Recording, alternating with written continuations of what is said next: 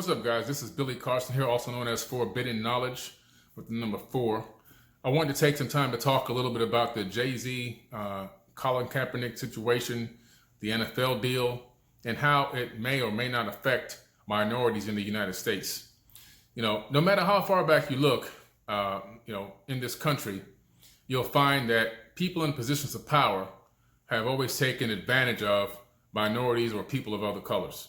That's just the fact of life, and that's the way it is. If you look down even to the founding fathers, the first president of the United States, and so forth, you see that they even had slaves. Thomas Jefferson, no matter where you look, you're going to find out that they had slaves. And moving forward into this current era, where you have the era of, we're supposed to be free and desegregated and everything else, they find ways to still enslave us and to beat us down, to lynch us and kill us in the streets by utilizing the law to their benefit. Law or laws that are made by people in high positions of power that benefit them and not the general population. And remember, just because it's a law doesn't mean it's legal, doesn't mean it's right, doesn't mean it's appropriate. Okay, so what they do is they have the power to create these laws to put themselves in the position of being quote unquote right versus wrong. And they put these laws up as well to put the people on the street, the citizens of the world, to be mostly in positions of being wrong so that they can be taken advantage of. And this is something that's always happened. If you even look into more modern times, you look at Bill Clinton, Hillary Clinton.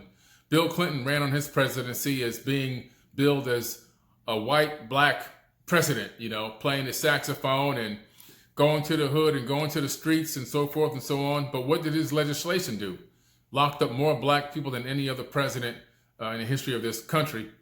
Moving forward from him, even into the Obama era, he had every opportunity to put an end to police brutality and police violence, but he didn't do it. He had every opportunity to do it, no matter how you feel about him, no matter how much you love him. I know a lot of people don't want to hear it, but he had every opportunity to, as well, his home base of Chicago, to go there to Chicago in person with force and put a stop to the gang violence. All he had to do was simply, without force, say, hey, guys, this is my team here, my squad. We can't enforce this, or we're going to ask you nicely. We need to put an end to this violence that's going on here in Chicago. We need to clean the city up. I want everybody to go outside and pick up a piece of trash. The amount of power he had at the time, it would have been accomplished. Instead, what happened? More people were lynched on his watch than any other time in the history of this country. So moving forward again, it just doesn't matter who you look at, who's in the house. You have Trump in there. He tells the cops to give a little extra. When they're arresting people. So it doesn't matter who's the president. Okay, it doesn't matter who's the president, and the president hasn't been able to put a squash on the police violence and the police injustice. I really don't know how an NFL deal is going to be able to do that. Now, I have nothing against JayZ. I don't know JayZ. I never met JayZ. The only thing I know about JayZ is whatever's been in the media. Okay, that's a very skewed perception of what a person is really all about, unless you really personally know them. I know people that know him, but their opinions mean nothing to me because I'm not a do boy. I'm not a guy who, a bandwagoner. I base all of my information and my decisions and my perceptions off my own personal experiences. That's how I've always been, and that's why I've become as big as I have become, because I'm not a bandwagon guy. I do my own thing. I stay in my own lane, and I research what I research and come up with my own conclusions. I respect everything that he's done in terms of his business attributes. And what he's done in the finance area and how he's educated some people about that. A lot of the scholarships he's given out and in monies he's invested into small businesses and so forth. All phenomenal stuff. I don't even question his relationship with Colin Kaepernick. Why? Because I have not been privy to the exact conversations that took place. All I can hear is what the media tells me, and what the media tells me doesn't give me enough information to make my own educated decision on that relationship as well. And because Colin Kaepernick has a gag order, there's not too much that I can get from either side. So there's always three sides to every story. His side, left and right, and then you also have the middle, which is going to give you probably a mixture of both and give you a better conclusion as to really what's really going on. So this video, what it's really about is, The deal is already done. It's a multi-billion dollar, probably, or multi-million dollar entertainment deal that's supposed to have some social aspects to it, that's supposed to reach out to communities and help people, dealing with these injustices. And the primary injustice is police brutality and literally police murders, where they're going out and killing people, lynching people out in the streets, people of color mostly. And so the conclusion that I've come up with this, based off of being a person that has experienced police brutality myself, not only to myself, but also to my father. I watched my father get beat down by cops in 1978 in Opelika, Florida, down in Miami. When we went to go pay our rent for the place we were living in, the woman that owned that property owned a wash house, a washer, and wash your clothes and dry your clothes and do your dry cleaning. We go down there to pay the lady once a month. We go in there to pay. He comes out. I'm sitting in the car with my little brother, and he gets attacked and mobbed by cops. He gets pummeled, beat down, hit in the head with the butt of a gun, shotguns put to his head. The whole time he's screaming, "What did I do? What did I do?" The typical thing, this is all the way back in the 70s, guys. Stop resisting, stop resisting. What resisting? You're beating him up. I'm screaming, my brother's screaming, my mother's screaming. Finally, they stop, and somebody walks up and says, "No, it wasn't that nigger, it was the other nigger down the street." And then he just got up and walked away. No apologies, no nothing, you see? So I watched him get beat down myself as a young child with my own eyes.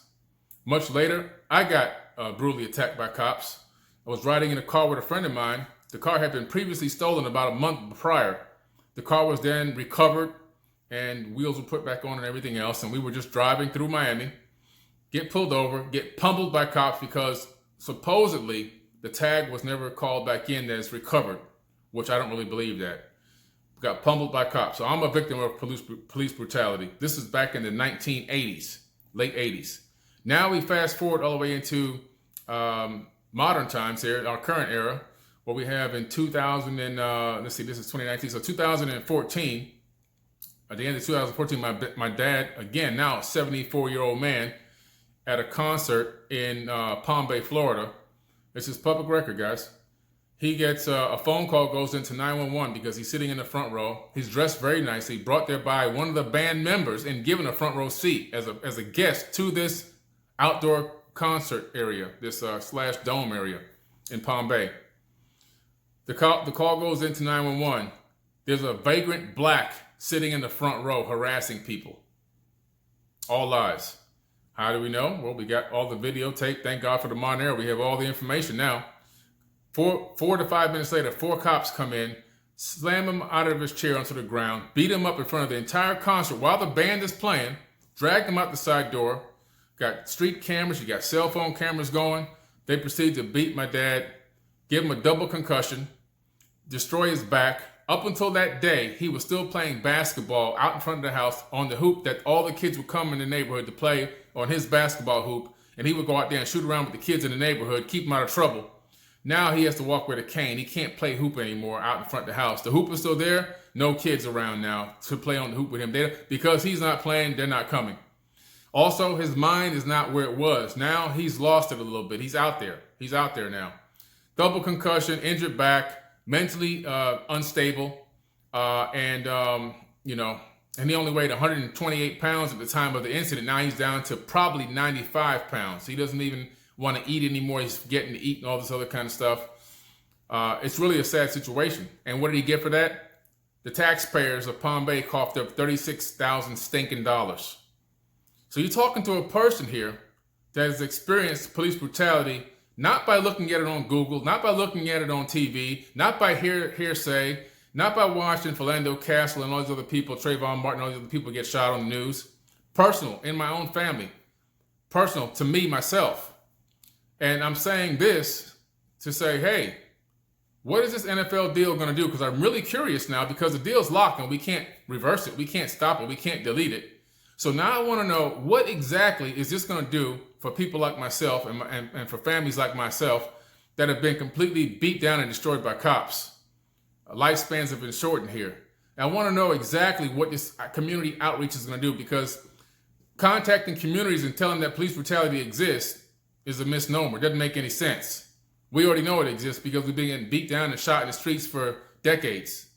Okay, so what is the next step here? What's going to happen here? I really want to know what's going to happen, because in my personal opinion, the only way for this deal to make any sense whatsoever is if JayZ contacts all of these police departments in the entire United States, and he works out some type of deal or puts together some type of legislation that forces the sheriff and the mayor of those police departments to have to pay personally out of their pension when one of their employees pulls out a gun and kills somebody that's unarmed or unjustified, or beats somebody down, punches a pregnant woman in the face, causes a woman to have a miscarriage over false allegations, gets a phone call to a house where there's a mentally disabled person and they decide to kill him instead of taking him down and helping him.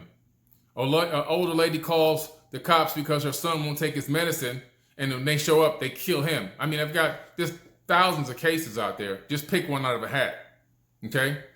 There's a guy in this middle of the street with a disabled patient, and he's the actual person taking care of the patient, the psychiatrist. They pull up, they shoot him. You know, what's this NFL deal gonna do? I'm just curious. I'm not being facetious. I'm not being ignorant, or this has my interest now. I'm really interested in finding out, what is this NFL deal going to do for people like myself and all the other thousands of people that have been shot, killed, beat down, murdered, cold-blooded by these cops? What is it going to do to stop that? That's my question. And I don't mean this in any kind of angry or disrespectful way. Like I said, I don't know JayZ. I have no opinion of him whatsoever as to who he really is, because I've never met him. And I don't base my opinions off of the media or hearsay. But now the deal is done. It's signed in ink. And now I want to find out, I'm very curious to find out what is going to actually be done to help people like myself, all the injustices that have been going on, all the lawsuits that get filed and the taxpayers have to pay for the injustice and the murders versus the cops paying themselves. Okay, so I really want to see what's going on here, because the only way, in my opinion, is to hit them in the pockets. And how you hit them in the pockets is if the sheriff and the mayor, who are the bosses of these rogue cops, are hit in their personal pockets. In other words, money's coming out of their pension to cover the cost, or at least part cost, of these legal fees. And so if I'm a sheriff or a mayor of a town, and I know that if my police force acts up and does some stupid crap like beat somebody down, shoot a pregnant lady, murder a kid, that my personal nest egg is going to get hit, I'm going to put an end to it before it even starts. I can guarantee you that. It's not going to happen. Not on my watch. Now, that's the same attitude that these sheriffs and mayors are going to have as well. So that's the only plan that will work. Reaching out to neighborhoods and having meetings and talking about police brutality and and pickets and so forth. Not riots, but pickets and picketing and writing letters. None of that's going to do a damn bit of good. The only action that needs to take place is financial action. You have to hit these sheriffs and these mayors in the pocket. And until that happens, police brutality will never end, because there will be no president that will ever stand up and end it. The only one that we came close to ending it would have been JFK. He's the only one that had enough guts to say anything about anything. He sent the armed guard to a college to allow black kids to attend college on their first day. He's the only one with enough guts that would have been able to do anything. No other president, not one, had the guts. And he's gone. He only made it 1 year. Done. So you tell me what this NFL deal is going to do for minorities around this country, like myself, personally experienced it. Not hearsay, not Google News, not Sean King and all the other places that put out the information. No, me directly experiencing this. What is it going to do for me? What is it going to do for my dad? What is it going to do for people like me that have experienced this firsthand? I don't want to hear anybody coming to my neighborhood talking about police brutality and I don't want to hear about picketing. And I want to know how these sheriffs are going to pay up, how these mayors are going to pay up when their employees pull out a gun and decide they want to whack somebody in cold blood. That's the only way it's going to work. So I'm really curious to see how this works out, if it's really going to be a thing that's going to benefit minorities or if it's not. And if it's not, then I'll come back on and talk about it again in the future. I'm going to give it some time to marinate and let it come to fruition and see what it develops into.